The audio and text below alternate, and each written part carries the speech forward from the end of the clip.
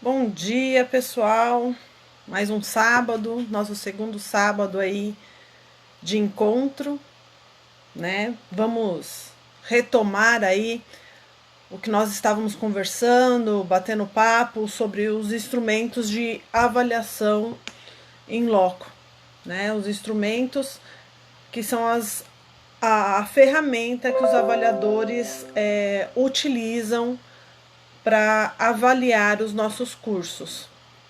Lembrando, só retomando um pouco, porque às vezes algumas pessoas não assistiram a live de semana passada, né? Então, só relembrando que o instrumento tem 3 dimensões: organização didático-pedagógica, corpo docente e tutorial e infraestrutura, né? Então, nós vimos aí que nós vamos discutir essas 3 dimensões. Eu dei algumas dicas antes de a gente começar a ler o instrumento e até organizar o nosso projeto pedagógico, porque nós tivemos grandes mudanças aí com essa pandemia. Falei sobre algumas dicas sobre o nosso NDE, né? Mas principalmente antes de você começar a trabalhar com o seu PPC e com o instrumento, nós falamos para ler as diretrizes, né, curriculares nacionais. Falamos ainda de atas de reunião, de colegiado, pesquisa, extensão. Demos algumas dicas de como começar o PPC, né? Então, dos dados institucionais, do contexto institucional. Só relembrando e pontuando para aquelas pessoas que não estavam conosco. E vimos o indicador 1, que é as políticas institucionais no âmbito do curso, e eu frisei muito isso semana passada, do curso, tá? Vimos os objetivos do curso também, que é o indicador 1.2. Estudamos o indicador 1.3, perfil profissional do egresso, que eu falei que é super importante para vocês e aparece em vários indicadores. Então, é um item que a gente comentou muito e falou do relatório de egresso que nós precisamos estar realizando semestralmente ou anualmente, tá? Trabalhando aí com as mídias digitais para facilitar para vocês aí. Falamos também do que? Da estrutura curricular e da disciplina de Libras, que é obrigatória para a licenciatura e para a fonoaudiologia. Então, hoje, vamos começar aí. Abram seus instrumentos, né?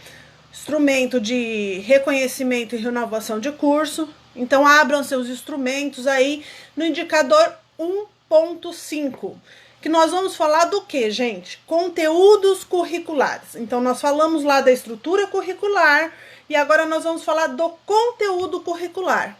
Esses dois requisitos, lembrando que a gente não pode ter nota menor que 3, nem no indicador 1.4, nem no indicador 1.5, ok? Sempre pensando na nota 4 e 5, então nós estamos sempre olhando a nota 5. A gente quer o 5, se tiver um ou outro item no 5 que a gente não tenha ou não consiga, tá? Nós vamos para um 4, ok? Então vamos sempre pensando no 5, lógico que a gente almeja o 5, mas no mínimo vamos ficar aí nesse 4.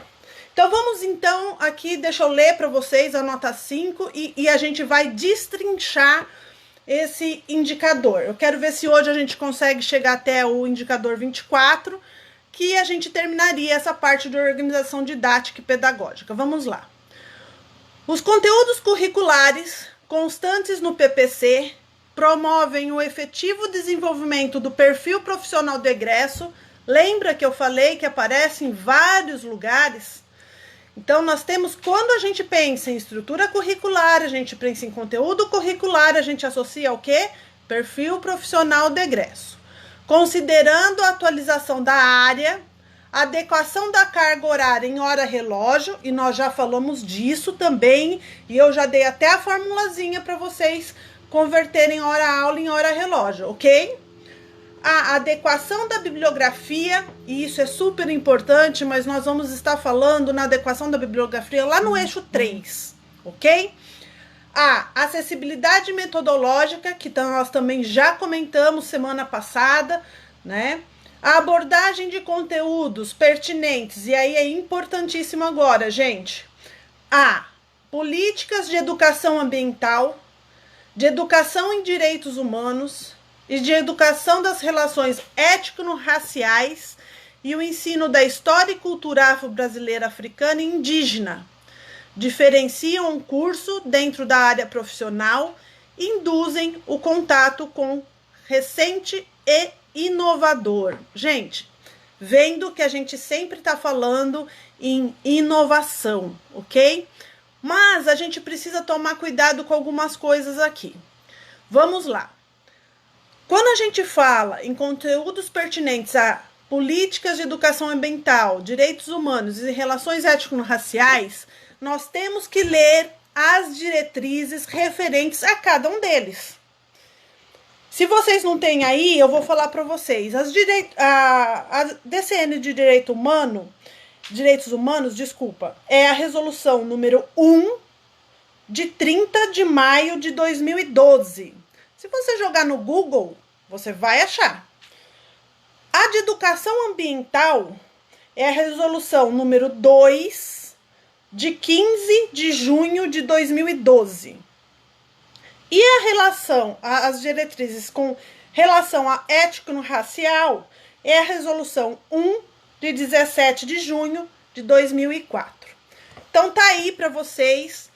Vocês têm que estudar essas resoluções, discuti-las no NDE, tá? Para que vocês possam colocá-las no PPC. Mas eu vou só colocá-las no PPC? Não, tá falando para mim colocar no conteúdo, gente. Então, eu vou colocar no PPC, explicando sobre cada uma delas. E lá na minha matriz, ou no meu conteúdo curricular, eu vou estar colocando essas disciplinas, essas discussões. Ela pode, às vezes ela é uma disciplina, dependendo da instituição, mas uma disciplina só basta? Não, gente. Lembrando do quê? Interdisciplinaridade, transversalidade. As matérias se comunicam. O que nós falamos semana passada? As matérias se comunicam e os professores têm que se comunicar, senão as matérias não se comunicam, ok? Então, lembrando que nós temos que ter lá pelo menos 3 disciplinas que abordem esses temas, ok? E elas têm que se conversar. Elas têm que estar sendo transversal e sendo interdisciplinar. Então, gente, conversem com os professores com relação a isso. E aí, de repente, a gente fala assim, poxa, o que você fez aí de direitos humanos? Aí a pessoa fala, poxa, não sei, me mostra os relatórios. Não tem relatório. E aí? Nós precisamos registrar tudo isso. Então, quando a gente fala de direitos humanos, gente, o que mais que a gente fala? Vamos lá. Direitos humanos, ele abrange o quê? Ética, cidadania, Estatuto da Criança e do Adolescente. Então, democracia na educação. Então, vocês têm vários temas que vocês podem trabalhar de direitos humanos dentro das disciplinas dos cursos de vocês. E quando a gente fala em educação ambiental, é legal porque quando a gente fala em educação ambiental e a gente pensa, né, a gente já vai assim, fala assim, vamos falar de meio ambiente. Só que existe uma diferença. Sabe por quê? Porque meio ambiente, o meio... Para facilitar, só para vocês saberem, o meio é tudo que nos rodeia. Então, meio ambiente, eu tenho meio ambiente do trabalho, eu tenho meio ambiente, sim, de áreas verdes, de florestas, eu tenho meio ambiente também aqui ao redor, ao meu entorno familiar. Então, por isso é educação ambiental. Não se esqueçam disso, tá? Então, nós temos aí uma disciplina ou não de educação ambiental, mas nós vamos discutir educação ambiental em várias outras disciplinas, pelo menos 3, no meu conteúdo e na minha matriz curricular. tá bom? Não se esqueçam disso. E relações étnico-raciais indígenas, que nós também temos que mencionar, e temos não só que mencionar, mas nós temos que estudar realmente isso e ter lá ou a disciplina ou em 3, 4 disciplinas, ok? Nas licenciaturas é obrigatório ter uma disciplina pelo menos, tá? Então não se esqueçam disso, isso é muito importante. Lembrando uma coisa importante também, tá? Curso de Direito. Tivemos diretriz curricular nova. E a diretriz curricular nova, além dessas 3, né, esses 3 temas que nós estamos falando aqui, ela inclui gênero e idoso. Então, quem tem curso de direito, já inclui, por favor, idoso e gênero. Além do texto, tá?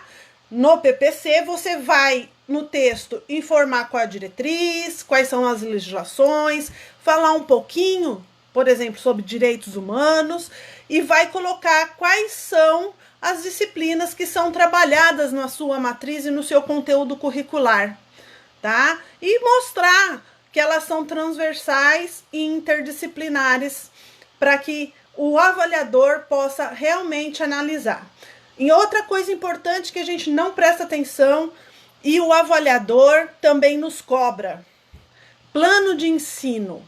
Não adianta a gente ter lá bonitinho no PPC e lá no plano de ensino, quando o avaliador pega na disciplina que você colocou, não tem no conteúdo curricular a fala sobre direitos humanos, educação ambiental, o que seja, não tem lá no conteúdo. Então tem que ter na ementa, no objetivo, no conteúdo curricular.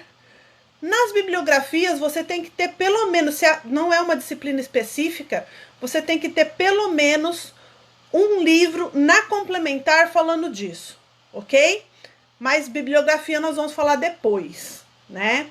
Então, só para falar que no plano tem que ter, inclusive no plano de aula, porque se o avaliador pedir hoje pra gente, eu quero um plano de aula, porque como nós falamos semana passada, né, com a pandemia a gente tem que ter um plano de aula. O que nós vamos dar?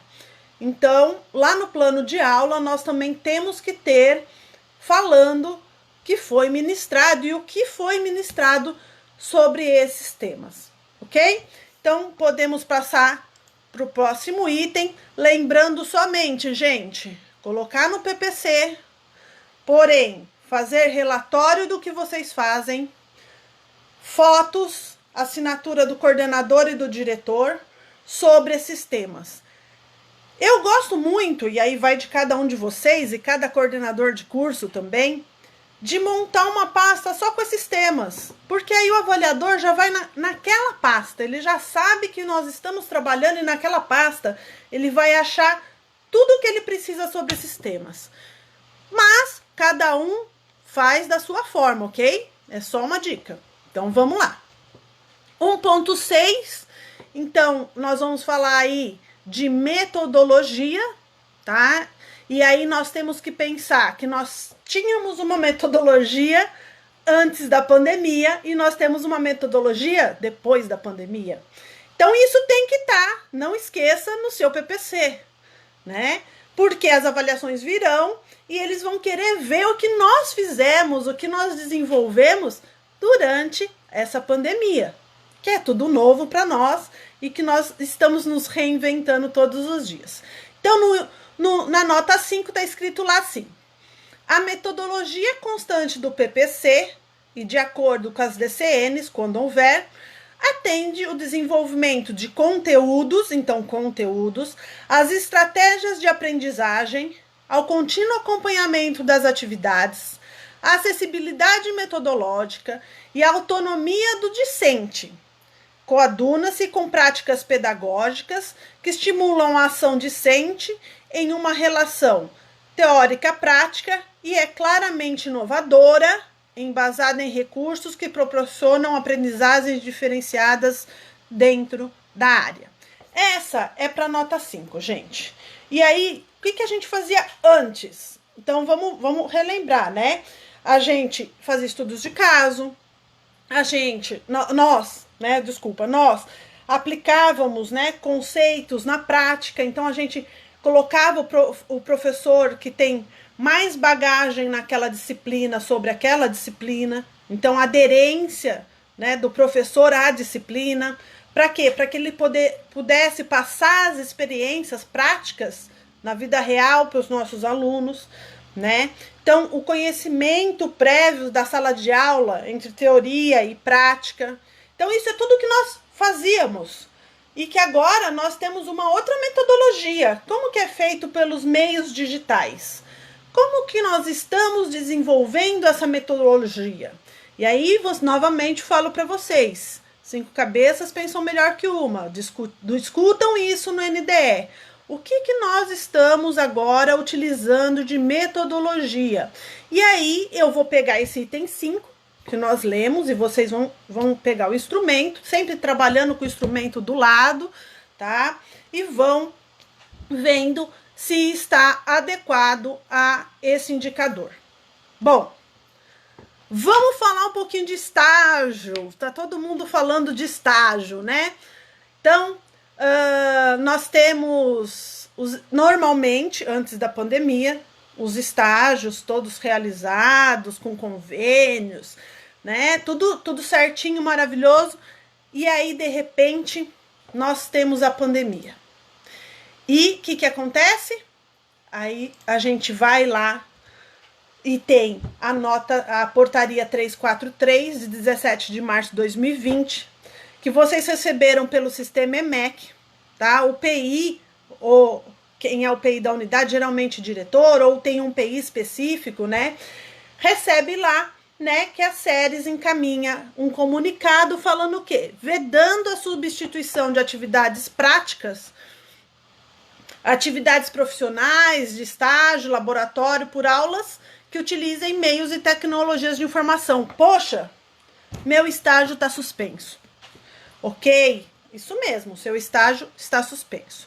Porém, agora, em 28, nós tivemos um parecer do CNE, tá? Entendam que esse primeiro da portaria 343, ele veio da SERES. Quem avalia a instituição é a SERES, ok? O CNE, né, ele também fez um parecer, tá? Falando também sobre estágios. Adotar atividades não presenciais de práticas e estágios, especialmente aos cursos de licenciatura e formação de professores, extensíveis aos cursos de ciências sociais aplicadas e onde couber, de outras áreas, informando e enviando a SERES ao órgão de regulação do sistema de ensino ao qual a IES está vinculada. Cursos, disciplinas, etapas metodológicas.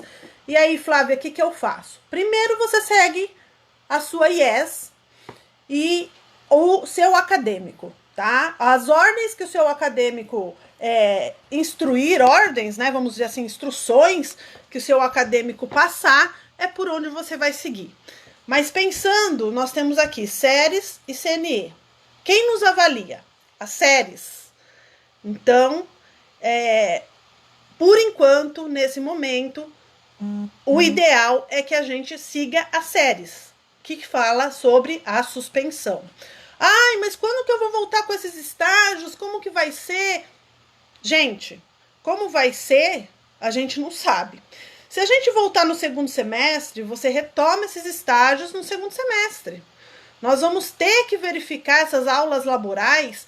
Como que nós vamos fazer? Pensando em voltar em agosto, não quer dizer que vai voltar em agosto, lembre-se disso, tá?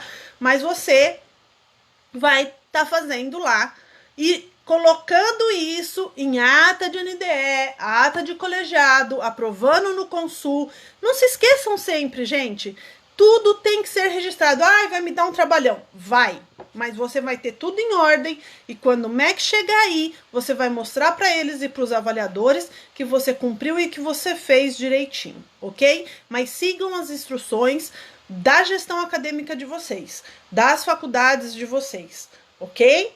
Bom, voltando ao estágio, então, o item 1.7, ele fala o seguinte: o estágio curricular supervisionado está institucionalizado e contempla a carga horária adequada. Lembrando que estágio supervisionado sempre é hora relógio, ok?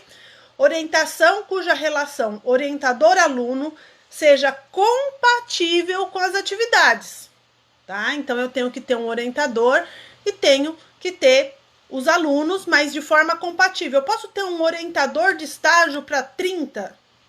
Gente, ele não vai dar conta, ok? Então, isso também tem que ser discutido. Coordenação e supervisão, existências de convênio. Gente, não existe estágio sem convênio, tá? Ah, eu faço estágio lá e cadê o convênio? Não tenho. Ah, como não tem? A faculdade tem que ter um estágio com o órgão que está prestando estágio. Ah, muitas vezes as pessoas falam, ah, mas o aluno, então eu, Flávia, aluna, tenho um contrato de estágio com a instituição que eu presto estágio. Legal! Só que a faculdade, ela também tem que ter um convênio com o prestador de estágio. Não se esqueçam disso, tá bom? Isso é importante. Estratégias para a gestão da integração entre ensino e o mundo de trabalho.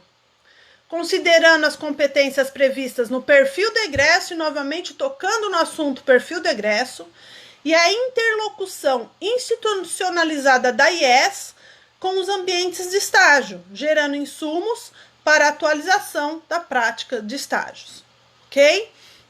Então, nós precisamos trabalhar com isso daí. Bom, o indicador 1.8, ele fala também sobre estágio curricular, obrigatório somente para as licenciaturas. Então, vamos falar um pouquinho de licenciaturas também. Então, é estágio supervisionado, relação com a rede de escolas da educação básica. O estágio curricular supervisionado está institucionalizado e promove a vivência da realidade escolar de forma integral, a participação em conselhos de classe, reuniões de professores, relação com a rede de escolas da educação básica, mantendo-se registro acadêmico, havendo acompanhamento pelo docente da IES orientador nas atividades do campo da prática, ao longo do ano letivo, e práticas inovadoras para a gestão de relação entre a IES e a rede de escolas da educação básica. Bom, o que ele está falando aqui, gente? Primeiro, institucionalizado, convênio, ok? Nós temos um professor orientador que nós encaminhamos esses alunos para a escola X, por exemplo, dando só um exemplo, ok?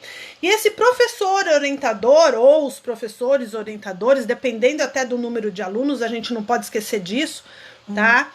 Ele tem que estar em constante conversa com a escola. Como assim, Flávia? Ele tem que participar de reuniões da escola em que os alunos estão integrados, tá? Conselhos de classe, ele tem que verificar com o professor que o aluno está, se ele está se adequando, se ele está, qual é o resultado desse aluno dentro dessa sala de aula.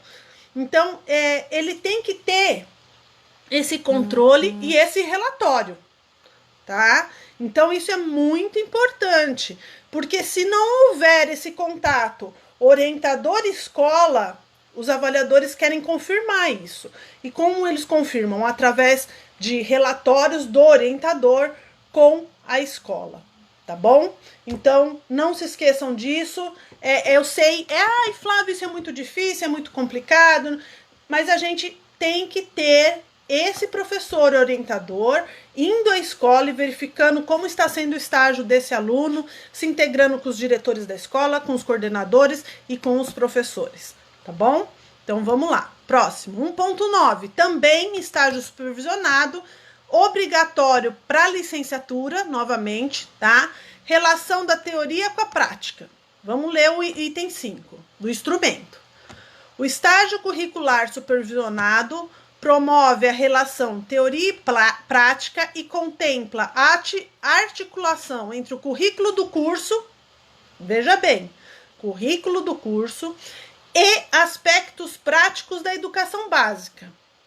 o embasamento teórico das atividades planejadas no campo da prática, a participação do licenciando em atividades de planejamento, desenvolvimento e avaliações realizadas pelos docentes da educação básica, a reflexão teórica acerca das situações vivenciadas pelos licenciandos, a criação e divulgação de produtos que articulem e sistematizem a relação teoria e prática com atividades comprovadoras, exitosas e inovadoras.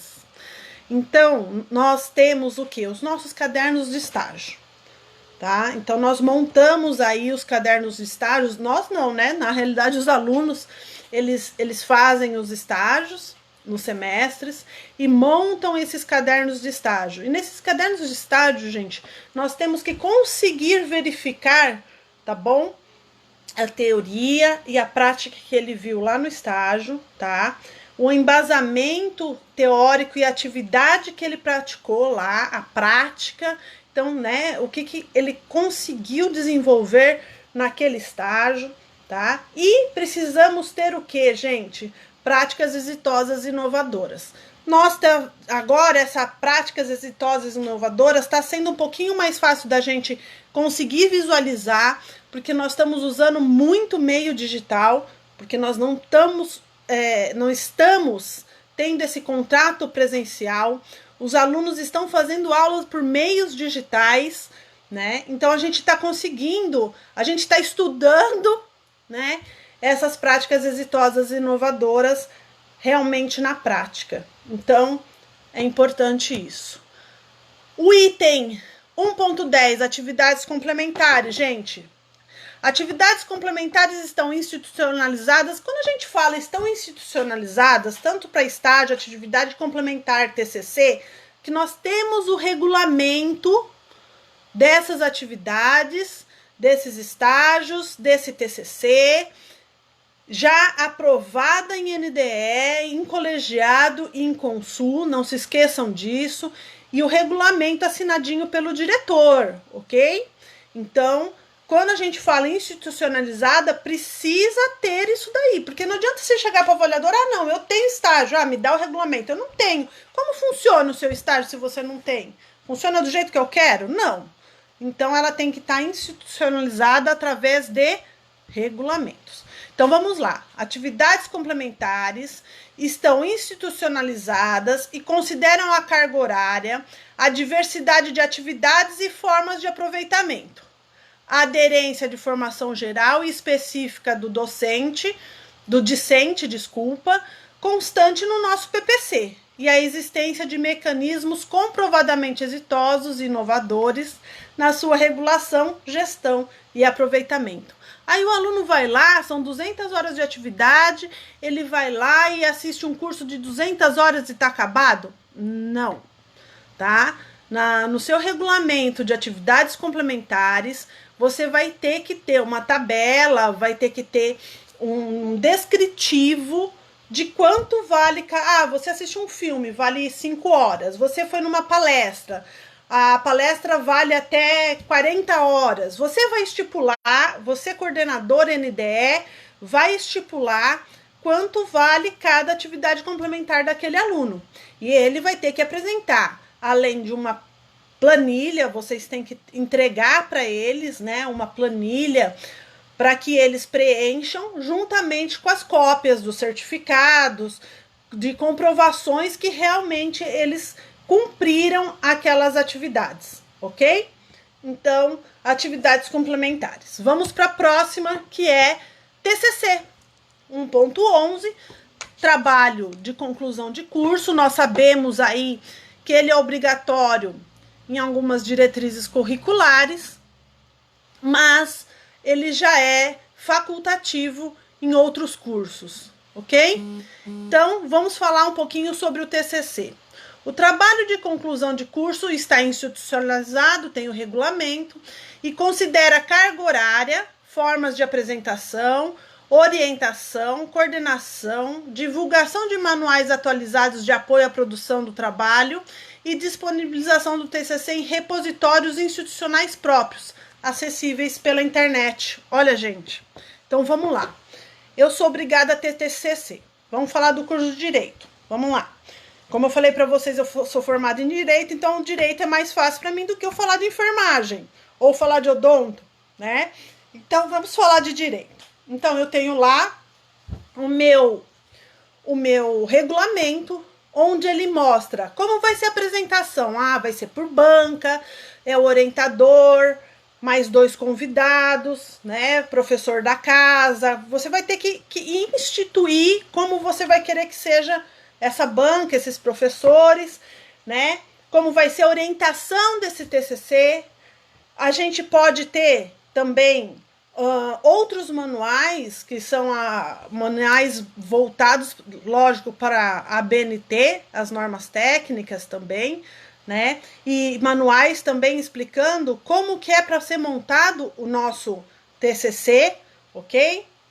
E agora uma coisa importante que a gente não presta atenção e por isso nós tiramos 4 nesse requisito. O que é? Disponibilização dos TCCs em repositórios institucionais próprios, acessíveis pela internet. Gente, cada site da faculdade pode ter lá deve ter um repositório institucional, ok? Nesse repositório, você pode abrir uma aba TCC e você coloca os TCC. Ah, mas é muito TCC, Flávio. Então, no seu regulamento, você vai constar lá que no repositório institucional serão colocados os TCCs somente nota 10.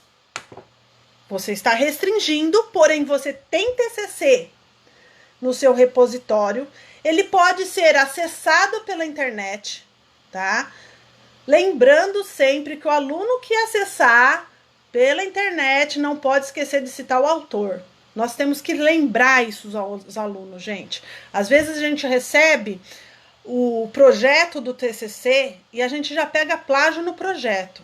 Ai, deixa passar. Não deixem passar. Plágio é crime. Por favor, tá bom? Então, nós temos que verificar. E aí a Lu Garcia está perguntando o que é um repositório. Gente, abrem um link lá no repositório e põe o nome Repositório Institucional. Lá você vai poder colocar toda a documentação da faculdade. Você pode abrir subitens, tá? Ou vocês podem vir seguindo, mas lá é super importante, porque lá vocês vão ter portarias de nomeação de coordenador, portarias de nomeação de diretor, portarias de nomeação de coordenador de TCC, de estágio, tá? Vocês vão ter lá os TCCs, abre uma abinha, TCC, e põe lá o TCC, insere lá o TCC desse aluno.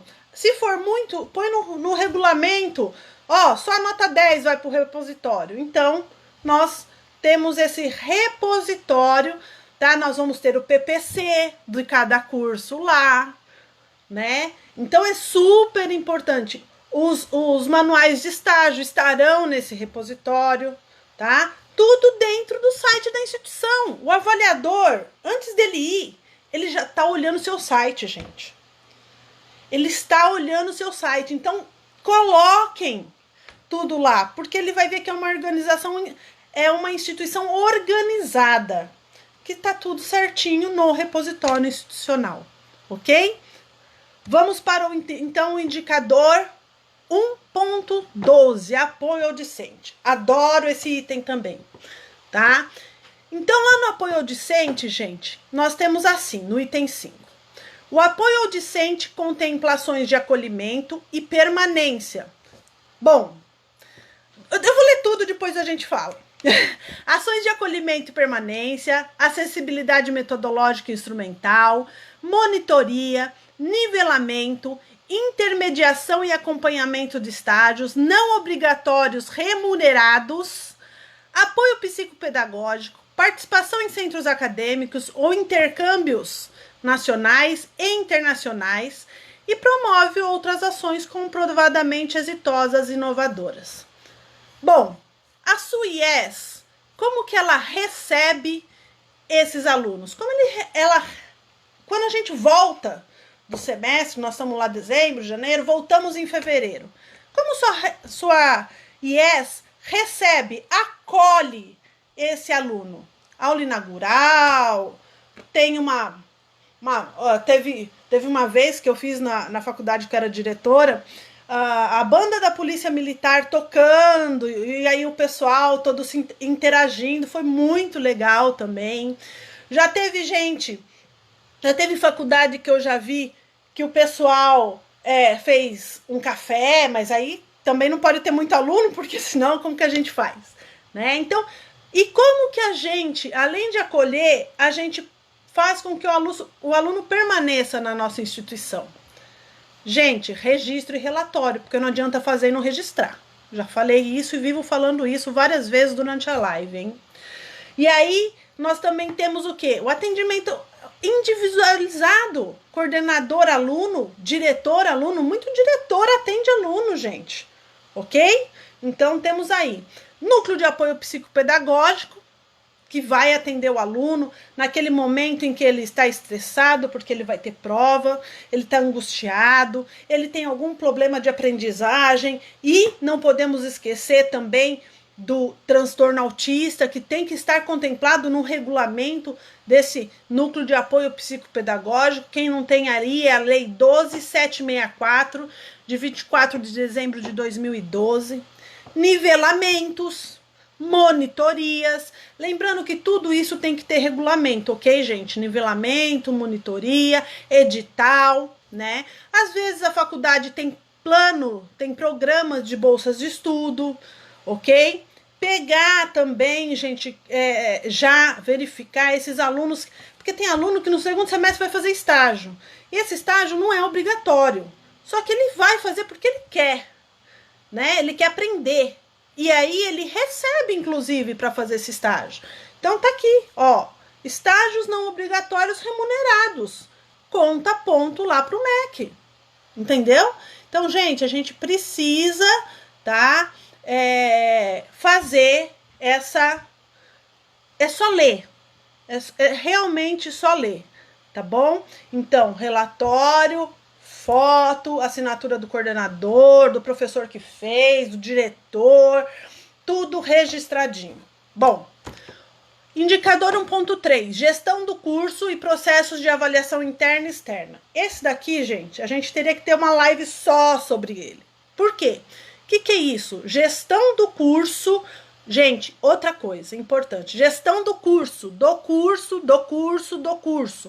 E os processos de avaliação interna e externa. Nada mais é, gente, do que a nossa CPA, ok?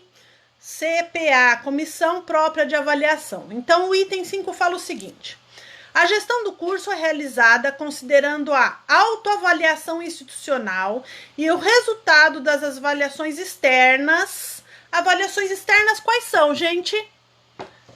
A avaliação in loco, ENAD, OAB, as avaliações que ocorrem externamente para os nossos alunos, ok? Como insumo para aprimoramento contínuo do planejamento do curso, com evidências da apropriação dos resultados pela comunidade acadêmica e existência de processos de autoavaliação periódica do curso.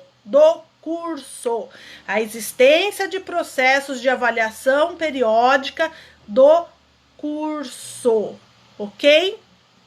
Bom, vamos lá então. Então, para a gente ter uma CPA, o que a gente precisa? Primeiro, uma portaria do diretor constituindo a CPA. São 5 membros, devem, eu prefiro que sejam 5 membros, gente, pode até ter mais, mas eu acho que mais complica mais, então se a gente pode ter 5, vamos ter 5, ok? Que são o coordenador, que geralmente é um docente, tá? O coordenador da CPA, ok? Que geralmente é um docente, que tem mais facilidade na área de matemática, estatística, por causa até dos relatórios que eles vão ter que fazer. Depois nós temos um aluno, um técnico administrativo, um membro da nossa comunidade, tá? E um professor, tá? Então nós temos aqui 5, eles contemplam muito bem a CPA e eles vão ter que fazer o quê? Primeiro, teve a portaria do diretor, Montem um projeto. Qual é o seu projeto para realizar esse processo de avaliação interno? O que esse processo de avaliação interno vai ter de ligação com o resultado das nossas avaliações externas? O ENAD é importante? É. Então, olha, eu preciso ver, eu preciso ligar a CPA com a ENAD, ok? Montar um belo regulamento. Então, ó, projeto, regulamento. A CAPA precisa se reunir, então ela precisa ter atas. Ah, vou me reunir uma vez por semestre. Não, uma vez por semestre é muito pouco, vamos nos reunir 3. Mesmo porque agora, pós-pandemia, gente, nós vamos ter que avaliar os nossos professores, as nossas aulas, os nossos alunos por meios digitais. Fizemos isso em meios digitais. Nós estamos trabalhando em meios digitais. A nossa CPA era uma CPA presencial em termos, porque muitas já estão no site, o aluno responde no site, né? Mas era uma avaliação para professores que estavam presencialmente em sala, provas que eram realizadas em salas de aula, e agora não. Agora é tudo meio digital. Então pensem que nós temos que atualizar a nossa CPA também. O questionário, que é super importante, e depois o relatório, que tem que ser postado até 31 de março de cada ano. Tem algumas faculdades, e isso eu acho muito legal, eles fazem uma apresentação da CPA, né? Como que ela funciona naquela faculdade, né? E quem são os membros, e como participam, e os alunos que participam. Então, assim, gente, vai de cada faculdade, tá? Eu tenho uma diretora aqui falando para mim que a CPA tem que ser reunido de 15 em 15 dias, ou de mês em mês. Puxa, super bom. Por quê, gente? Façam as atas, isso é importante. Porque nós estamos mudando. Nós estamos saindo do nosso presencial para o meio tecnológico. Isso não quer dizer que a gente não vá voltar. Não é isso, tá bom? A gente vai voltar mais mudados. De outra forma, mudados, tá bom? Então, assim, lembrando que se a gente tem 2 membros na portaria que são discentes, eu tenho que 2 membros de da sociedade acadêmica, 2 membros de professor, sempre tem que ser igual, tá bom? Tem que ser igualitário, ok? E outra coisa que eu acho muito legal da CPA, e aí não tem como, gente, a gente passar tão rápido as coisas, porque eu vou lembrando dos avaliadores, vou lembrando de falar para vocês o que eu vi em algumas faculdades. Como a CPA, ela tem que dar um feedback para esses alunos, professores, diretores, e aí eu peço geralmente para que façam uma reunião no auditório e dê um feedback. Lógico que nós não vamos dizer os nomes de professores nem de alunos, mesmo porque os alunos nem são identificados, ok? Isso é importante eles saberem que eles não são identificados, né? Mas fazer uma reunião de um feedback e registrar isso. Isso o MEC tem cobrado. Ah, mas eu não tenho auditório. Legal, junta 2, 3 CPA, põe lá o regulamento para ele. Oi, deu um probleminha aí, né, no vídeo, mas voltamos. Então, coloca lá, gente. Faz esse mural, faz esses feedbacks. E outra coisa importante, a CPA conseguiu bebedouros, por exemplo. Conseguiu um, que seja. Coloca uma plaquinha ali em cima. CPA, a aquisição por CPA. Tem gente que cria as frases.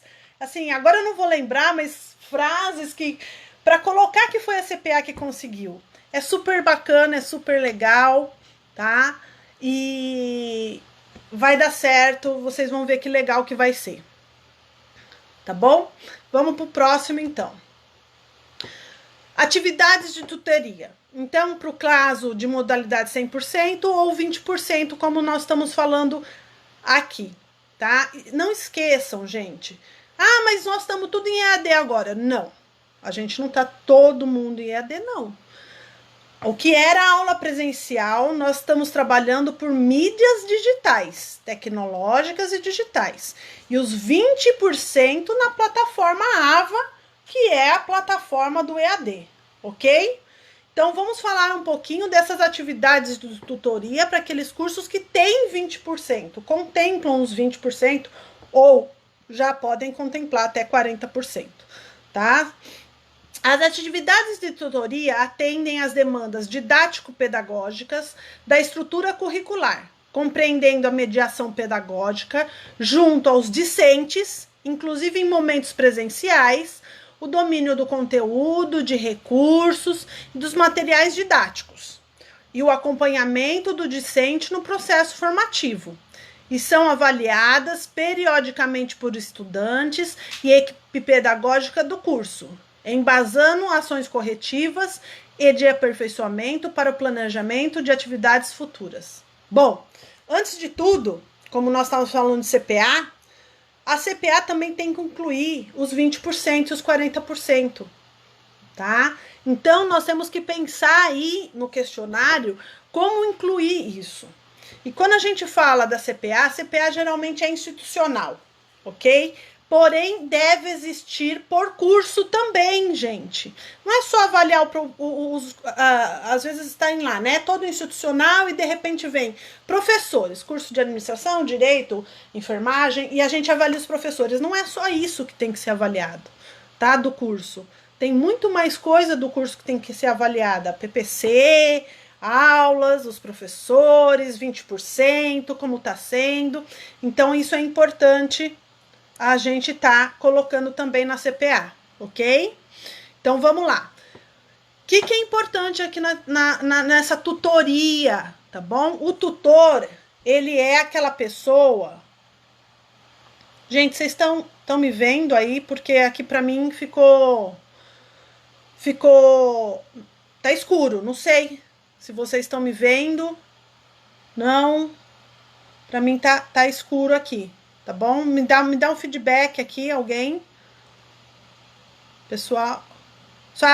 Minha imagem sumiu mesmo, gente. Eu não tô me vendo. Eu não sei o que aconteceu, mas a imagem sumiu.